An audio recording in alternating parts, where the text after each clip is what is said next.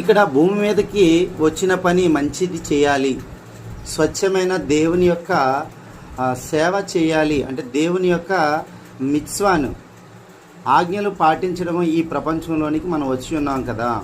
అయితే ఈ ప్రపంచం ఎలాంటిది అంటే చాలా దేవునికి విరోధమైనగాను, మంచి వాతావరణం లేకుండా కఠినమైన చెడ్డ దుష్టత్వానికి ప్రబలమైనటువంటి ప్రలాపమైనటువంటి ఈ లోకంలో దేవుని యొక్క ఆజ్ఞను పాటిస్తూ సానుకూలంగా దయగల చర్యలు నిజంగా మన సొంతం చేసుకొని సాధన చేయడమే మానవ ధర్మం.